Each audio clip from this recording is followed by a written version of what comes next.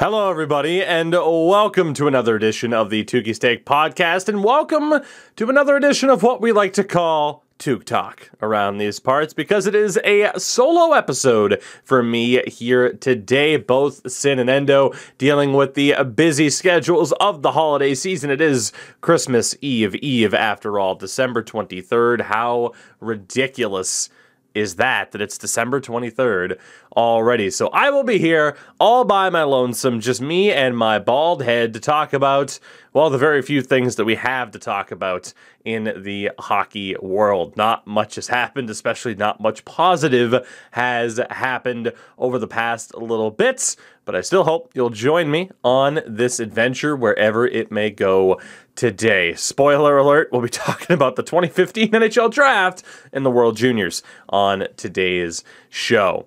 Before we get down to business, though, let's take care of some business. Of course, as always, I want to remind you that this show is brought to you by my friends at Manscaped. I say mine because, again, I'm alone today. Manscaped is the perfect place for anything related to your male grooming needs. Heck, if you even want to get one of the best t-shirts you could possibly get, the best pair of boxers you will ever get, I will continue to attest to that. Manscaped is the place. Whether you're taking care of your head, your ears, your nose, or anywhere down below, Manscaped is the place for you to go. And of course, make sure you use code Tougie at checkout for 20% off your order and free worldwide shipping to get the best tools for the job from our friends at Manscaped. So with that, again, very few positive things to talk about here. The pandemic continues to rage on. You have an uncertain situation with the Calgary Flames and their arena, but let's be honest. What's there to talk about there? We've been hearing about the Calgary Flames and their arena and that whole situation for almost a decade now, so there's really not much to discuss, unfortunately. The two things that we do have to discuss today, though, as mentioned, the 2015 NHL Draft and the World Juniors, and I will start off with said 2015 draft, and it's a shame. Can you kind of tell what I'm going to allude towards here by continually mentioning said draft? Now, it wasn't that long ago that Jake DeBrusk requested a trade from the Boston Bruins. Of course, that request has yet to be, fulfilled. And now, over the past few days, it has come out that the pick directly after Jake DeBrusk, that being one Zach Senyshyn, has also requested a trade from the Boston Bruins. It's not ideal now, is it? You look back at that draft, everyone knows McDavid, Eichel, Dylan Strome, not quite to the same extent, but still a solid player. Marner, Hanifin, Zacha, Provorov, Werenski, Meyer, Mikko Rantanen. That was the top 10. You got any of those players on your team, it's probably an improvement on at least somebody that you have in your top 6 or your top 4 defense pairings. And then it's pick number 11 with Lawson Krause. I mean, hey, he's got 300 games played. Denis Gurianov, he's been pretty good for the Stars over the last 2 years. And then you get to the 3 picks in a row. This, unfortunately, will continue to be the most discussed talking point for this organization. I mean, really, when you talk about this era, I think, unfortunately, you have to put the 2011 Bruins team as the end of an era. You could even argue it extends into 2012. But unfortunately, maybe you could say 2013 too, now that we talk about it, right? Like, they won a cup in 2011, they made it back in 2013. But after that 2013 cup run, the Bruins did suffer a lot of what's the right word for this? I can't think of the right word for it. It's sad. It's depressing. You go for it, and then oftentimes you get what comes next. You're good, and then you suck. The word continues to escape me. And after that 2013 loss to the Chicago Blackhawks in the Stanley Cup Final, the chickens came home to roost. Johnny Boychuk had to go. They had a lot of different moves to make. which of course means they ended up being kind of bad. 2014, they ended up losing to Montreal in round 1, and in 2015 and 16, if I'm not mistaken, they did not make the playoffs. That might have even extended into 2017. Now that I think about it, I try to blank out a lot of details from those particular years. And then, of course, they make it back to the Stanley Cup Final in 2019. They lose to the St. Louis Blues in 7. What would have happened, though? What would have happened had this 2015 draft specifically? What if this had gone differently? That's why I say this is almost the defining moment, this draft, this first round of this era with the Bruins, especially if you look at the very realistic possibility that they never win another Stanley Cup with Patrice Bergeron. They only won one Stanley Cup with Bergeron, with Marchand, with Chara, etc. 13th pick, Jakub Zboril. It wasn't a reach at the time. That is revisionist history. He was, promoted as one of the top defenders in the draft outside of the top 10. Guys like Hanifin, Provorov, Werenski. He was in that second kind of grouping of defensemen. 54 career games. The rumors are out there. I will not confirm nor deny, but when there were rumors a few years ago of a fairly highly touted NHL prospect having a gaming addiction, Zboril's name was out there, and some people view that as all but confirmed that it was him. That is what it is. I'm not viewing him in a negative light for that, but the idea that Zboril was a reach, not really. The problem is, he only has 54 NHL games to this day, and that is a massive, massive problem. Now, he has looked relatively solid this year, but you're talking about a guy who's now 24 years old, and again, that few amount of games, he looked okay for the Bruins this year, had an ACL injury, I do believe, but yeah, it's rough. It's rough, and that doesn't help the narrative surrounding the Bruins in terms of their inability to develop prospects. And that has been a real issue. And we'll get into that in a little bit as well. But then you get to Jake DeBrusk at pick number 14. Also, I should throw out there were rumors that Zboril requested a trade as well. So this is the hat trick of everyone requesting trades. Of course, Jake DeBrusk goes 14th overall, 269 career games played, some big playoff goals. Sorry to bring that up, Leafs fans. But he also requests a trade. And, someone who has been in the middle six, if not closer to the bottom six at times, instead of being in that top six where he should be. So it's not totally understandable as to why he might request a trade. And then there's Zach Senyshyn. 14 career games with 3 points. Now, the problem is what I mentioned in terms of how much did the Bruins whiff on the draft picks versus is prospect development the bigger part of the issue. To be honest, I think both play a hand at this, right? And we go back to looking at how the Bruins have developed draft picks. And it's kind of tough, but even if we go back to the post-2005 lockout world, we'll go as far back as that.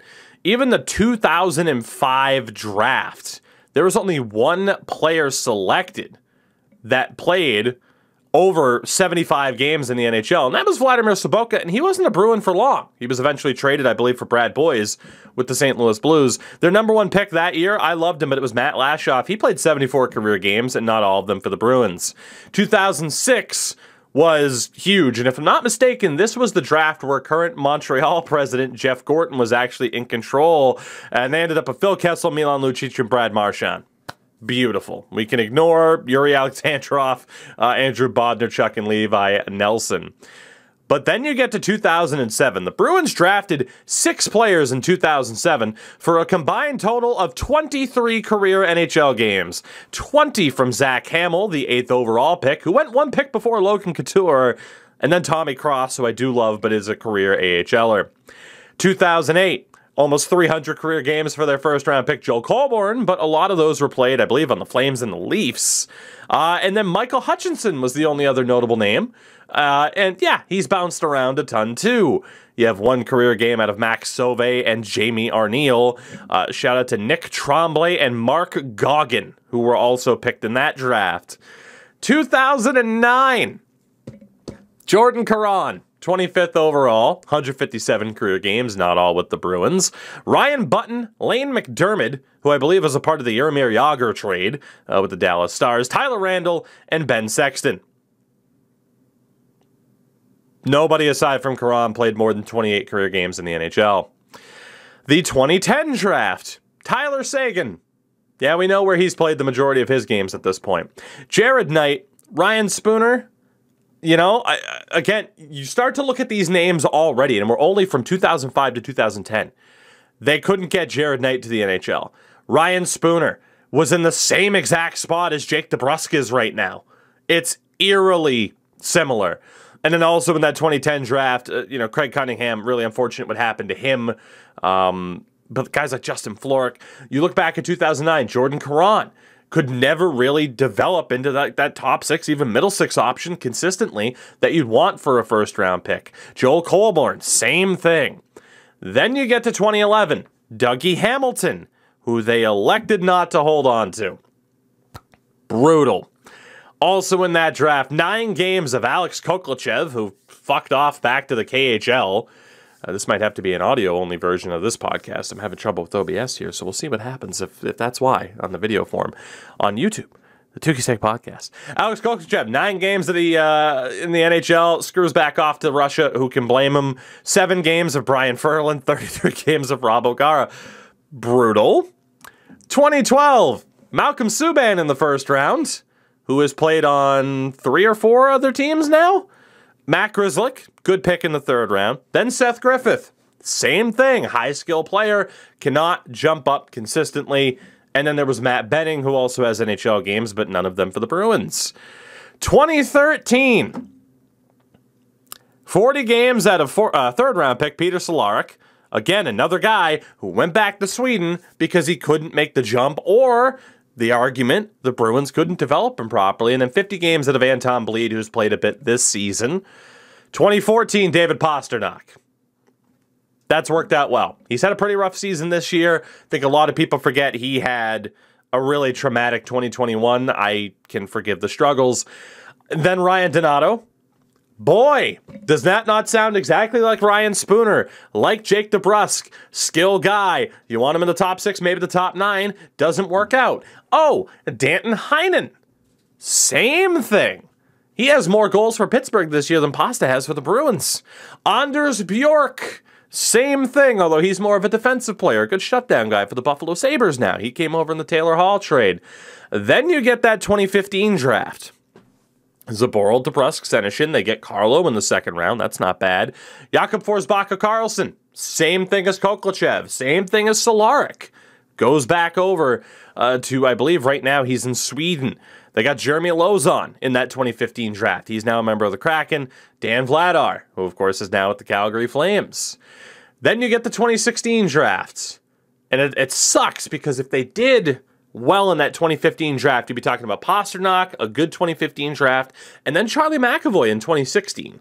But on top of that, also in the 1st round, they took Trent Frederick, which 29th overall, 77 games, 8 points for a 1st round pick.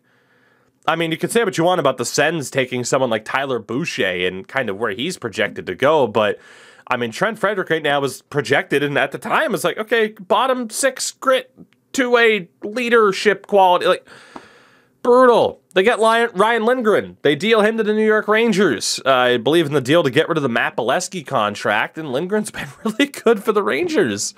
And then Oscar Steen was in the 6th round of that 2016 draft. He has 6 career games with 2 points. 2017, Urho Vakanainen, 18th overall, 16 career games to this point. I will point out other defensemen who have been drafted. P.O. Joseph, he only has 20 games. Henry Jokiharju has 167. Connor Timmins has had a lot of injury trouble. Nick Hague Point being, out of defensemen that were selected, the 2017 draft is a bit rocky, but they still could have done a little bit better. And then there's Jack Studnicka, who is in the same goddamn spot as all of those other players I mentioned, the Ryan Spooner types of the world, where I don't know if he's going to get the chance. I wouldn't be surprised if he has to go elsewhere to get a chance. I mean, it's still a younger guy, but it's, you know, it's brutal. And then Jeremy Swayman was the other only notable name from that 2017 draft, and he's looked great so far. The 2018 draft, second-round pick Axel Anderson, no career games. He was dealt to the Ducks to get rid of David Backes. You have Jakob Lauko, hasn't made it. Curtis Hall hasn't made it. 2019 first-round, John Beecher, who's still in the NCAA, but he almost might end up being more of like a Trent Frederick again. So I say all of this because you guys know the names from that 2015 draft. Barzal, Connor, Shabbat. It's been talked about to death. That wasn't the approach that I wanted to take with this discussion. The approach was the Bruins quite clearly have an issue in drafting and furthermore developing prospects, and it's killing them. It's absolutely killing them right now. And that 2015 draft it's like the magnum opus. Like, it's the tip of the iceberg. It's what everyone holds up to be like, oh my God, the Bruins blew it.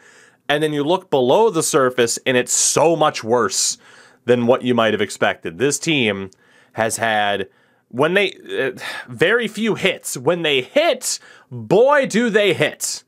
But they have had so many misses, and maybe mathematically they're closer to average, or maybe they're not that bad compared to other teams. But it's kind of like the, you know, assessment that Leafs fans have with the money that this team has, with the resources this team has. There's no excuse for this lack of success. And then, of course, the trades, and then all of those guys that now include Jake DeBrusk and Zach Senyshyn, who you just can't get into the NHL lineup consistently, or if you do, they're not flourishing. And that is where the question resides. Is it the player, is it the team, or both? It typically is both, but if you wanted to dish out a percentage, who's to say? You know, I mean, we have seen examples of guys like Ryan Spooner going elsewhere, and it hasn't necessarily worked out, so that's where you'd probably put, okay, more on the player than the team. But it's frustrating. It's so incredibly frustrating, and we just continually look at this draft for the Bruins, and just when you think it can't get worse, I mean, again, here you are. I mean, and for Zach Senyshyn in particular, look, I don't hold anything against the guy, but as has been pointed out, he was on waivers, and nobody claimed him. If he wants to request a trade, that's all well and good. I don't know if the Bruins can even get a seventh for him, maybe future considerations. But at the end of the day, when talking about Zach Senyshyn in particular, I mean, I don't know if he'll make it elsewhere. If he does, I won't hold it against him. But, you know, he's just a small blip on the radar, again, of what I view as a much more larger and more important issue, and that is the Bruins' continual struggles in terms of drafting and developing prospects. Which brings me to talking about other prospects. And again, I didn't expect to go on a nice little rant about the Bruins today, but here we are. Here we are. The World Juniors right now, literally as of 5 minutes before recording this podcast, we have to be honest, could be in a little bit of danger. Just flat out. Hockey Canada announced that a game between the Czechs and Switzerland has been canceled. It was a pre-tournament game, a warm-up game between those two. That has been canceled. We are still facing a potential situation in the World Juniors not happening. Nobody wants to talk about it in that way because we'd like to think that this tournament will still take place. So I am going to talk about it as if it will still take place. And I'm going to kind of run down each team here and just give my general thoughts. And we'll start off in Group A. And the team that, on Elite Prospects, it's not sorted alphabetically. It has Austria 5th. And that could be accurate. Now, I will not sit here and claim to know everything about every single prospect and that everything's good to go and everything's fine. Good God, OBS is having some issues today. Don't know what the hell's going on with this. Hopefully, the audio comes out all right. That would be wonderful. Wonderful. I'm just trying to double check some stuff here in the background. I think we're good. I hope we're good. Please, God, let us be good. I hope so. Anyway, you look at the Austrian team, and the names that stand out, I mean, let's be honest. For an Austrian team, you're not going to have the star power of the vast majority of the other nations, but, you know, a lot of guys who are playing in the Austrian men's league right now and doing, you know, relatively well, which is nice to see, or at least getting a decent amount of games. Someone like an Oscar Meyer, who might have my favorite name in this entire deal. Like, he's got 13 games with Salzburg this year. You know, the main name, admittedly, that stands out to me is probably Marco Kasper, who has 24 games in the SHL this season with Rogla, which is honestly fairly impressive. But how far is Austria going to go? Let's be honest, on paper, from what I can see, again, not from an expert perspective, but it's more so the idea of, well, maybe they can surprise a few people. And I feel like the Austrians have had a tendency to do that on occasion. They've also had a tendency of getting blown out of the water in the past. So I don't really know what to make of what's going to happen with them in particular. But, hey, they could be a tough out for some teams. But, yeah, I mean, the names, again, that catch my eye looking at this particular team, Marco Kasper is probably at the top of that list. I would expect Austria to finish bottom of this group. It brings us to Germany. Germany is next. And in talking about this German squad, again, it's kind of the same thing, right? Like, you look at Germany last year, they lost in the quarterfinals. In terms of what's going to happen here, I mean, on paper, they might be a little bit better than Austria, but they're going to be another team that's going to kind of have to fight. I mean, again, they have guys who are playing in the DEL, which is promising. I also look at someone like Luca Munzenberger, great name, playing for the University of Vermont. But again, in terms of that general star power, it's not quite there. The player names that would catch my eye, it's an even shorter list. I got to be honest. Again, hardly a prospect expert, but yeah, I don't know. Maybe Austria could surprise a little bit. You'd expect the Germans to finish above Austria, but maybe that's a bit more of a toss-up than you'd think. You have the Czechs, who do have that bit of star power, and the question is, who's going to finish second in this group, Finland or the Czechs? And you'd expect it to be Finland. But the Czechs are coming off of, 3 straight quarterfinal losses? I mean, it's been a long time. It's been almost a decade since they haven't at least made the quarterfinals, and you'd expect them to do so here again. I would presume that Jan Bednar of the Acadie Bathurst Titan would be their starting goalie. He's not exactly crushing it in the QMJHL this season, but still, I'd expect it. And again, they do have some star power, like Michael Krutel, who's played for Rockford this year. I mean, it's promising anytime you have someone who's already made that jump up to the AHL. Of course, you got a lot of people in the Czech Extraliga, the Extraliga, that have played quite a bit. I mean, names that jump off the page to me, David Moravich, who, yeah, I mean, at least from an NHL perspective, it's like, hey, promising guy. David Yarosek is probably the best player on this team. Like, their defense really stands out. Like I said, with Moravich, you have, you have Stanislav Svozil there as well. I really do like their defense, but in terms of those big-name forwards, I am intrigued to see how much they can step up. Now, you have the legend known as Ivan of the Cape Breton Eagles, over a point per game this year for that particular team. Pavel Novak of the Kelowna Rockets, who is also over a point per game. Habs prospect Jan Mizak is out there, over a point per game in the O.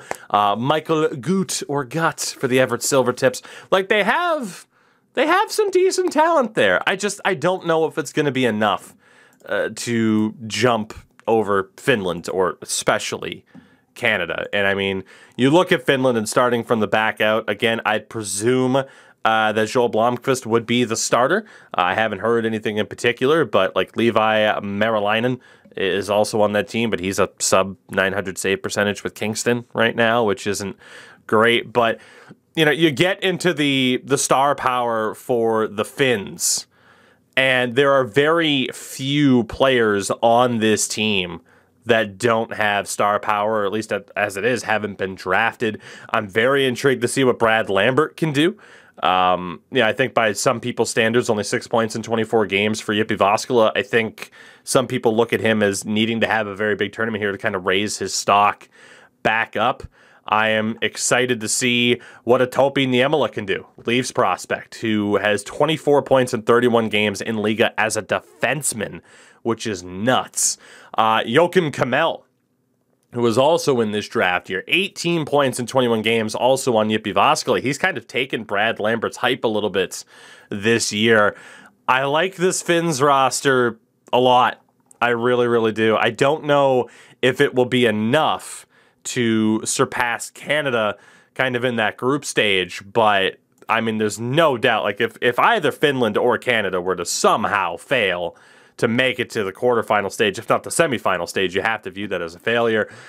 And then you get to this Canadian roster, which, I mean, yeah, it honestly, I mean, Dylan Garand, Brett Brochu, Sebastian Cossa, all three are having great seasons in at least either the WHL or the OHL. You can't go wrong in goal. Forwards, you're talking about Mason McTavish, Cole Perfetti, Maverick Bourque, Jake Neighbors. Of course, Kent Johnson made it. Connor Bedard made it. It's just gross. And then you get into the guys that are actually putting up points. Ridley Gregg, Justin Sordiff, Shane Wright, Logan Stankov, and Dylan Genther, Elliot Desnoyers, who might not have the biggest name value in the world. He has 36 points in 23 games for the Halifax Mooseheads this year. He was a 5th-round pick of the Flyers in 2020. And then Xavier Bourgault has 42 points in 24 games with Shawinigan. Like, the offensive firepower on this team is ridiculous. Absolutely ridiculous. End of. And then their defense, I mean, there's not a ton of pressure for that defense to put up points, but Lucas Cormier, 36 points in 26 games for the Islanders of the QMJHL. You have Olin Zellweger for the Everett Silvertips. He's over a point per game. Owen Power is on this team. And again, he has 23 points in 18 games for a just dominant Michigan team, or at least on paper, a dominant Michigan team, a stacked Michigan team. And then you round out that defense, Ryan O'Rourke, Carson Lambos, Caden Gooley, and perhaps Donovan Sabrango as well. This is Canada's tournament to lose. Flat out. It is Canada's tournament to lose, as it is pretty much every year. If I had to guess how it's going to go in the group stage, I mean, Canada, Finland, the Czechs, and then it's kind of a toss-up. Honestly, I think, like, again, I'm looking at this on Elite Prospects. It's Canada, Finland, Czechs, Germany, Austria in that order, and I think that's how it's going to finish. I mean, prove me wrong for one of the, for one of the teams in that bottom three there. And then we get to a Group B, and we start off at the bottom, at least how it's ranked out, and that is Switzerland. Again, another team where I have to look at the star power on the team. Star power is not everything. You are looking at a team that didn't make the playoffs last year, lost in the quarterfinal the year before, and then the 2018-19 season, or the tournament was great for them. They had made the bronze medal game at that point. I do wonder who their starter would be. They have two goalies, and of course, as always, excuse me on pronunciations, but Kevin Pache, who plays for the Omaha Lancers of the USHL. He has a .916 save percentage in 14 games. And then you have Noah Patenaude of the St. John Sea Dogs, who is also over a 900 save percentage. So it's like, what do you value more in terms of the experience? Who do you roll with there? I'm not sure. Defensively, I want to shout out Noah Delamont, who's still on this team, who broke my heart. It looked for sure like he was going to be a really good defenseman, and who knows, he might still make it there. Leon Bixel is there as well, another name who's notable. He's played for Lexans in the SHL this year, but in terms of that crazy name value, it's just not there. And the best goal scorer or the best point producer on their team might be Lorenzo Kanika of Shawinigan, who has 27 points in 29 games. I just can't imagine this going well for Switzerland. unless, again, the team performs above the sum of its parts. You have Slovakia, who I think are in a pretty similar situation, certainly more name value on this team. Again, kind of a toss-up with who they could go with in goal. Tomas Bolo has the better stats this season, at least. I'd presume he'd be the guy. But you want to talk about name value, and there's not a ton.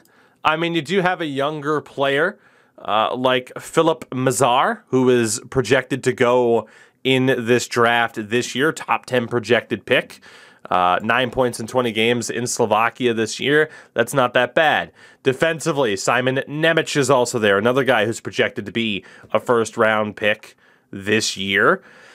And then it kind of drops until you get to the top of the list with guys like Yaroslav Slavkovsky.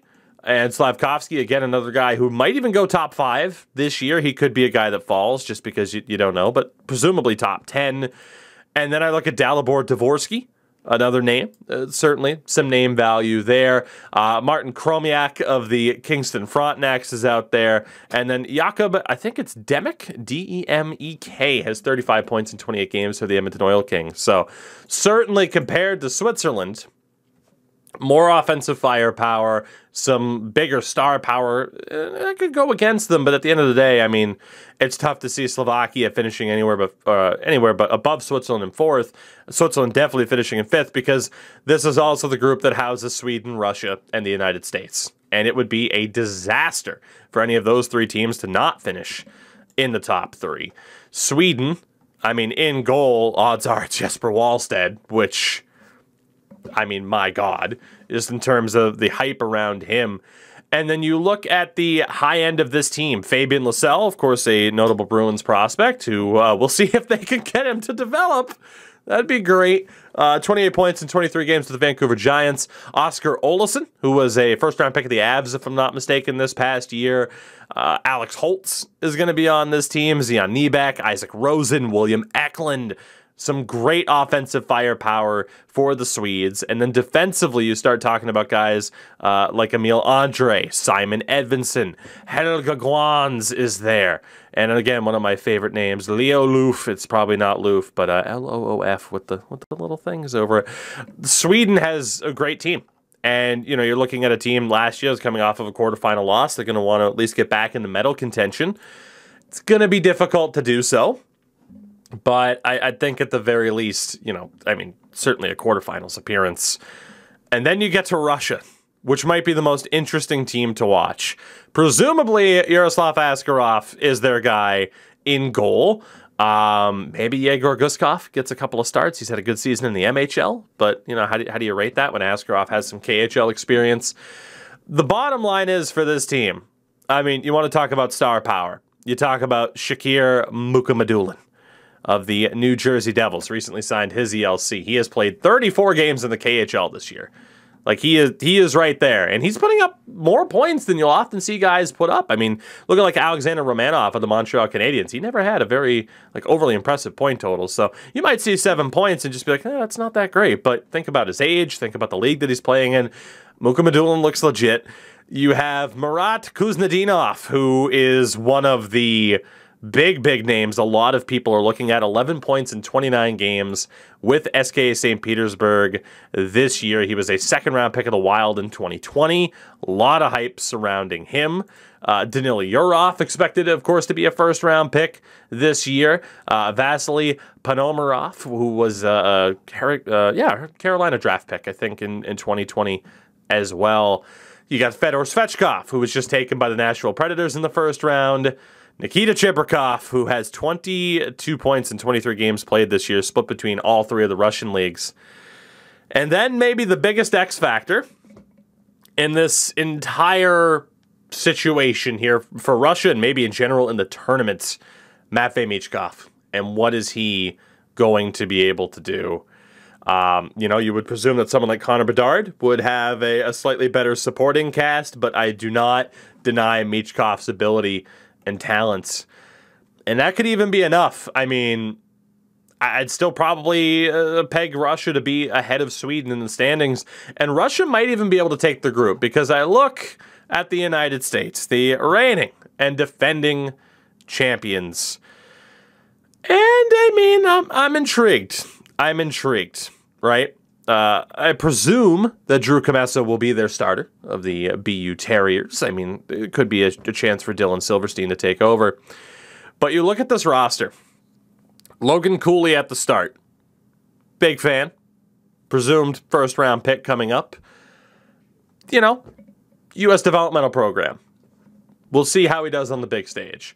Sasha Pastujov has been really good for the Guelph Storm. Tanner Dickinson, he's been good for the Sioux Greyhounds. Matty Beniers, of course, for Michigan.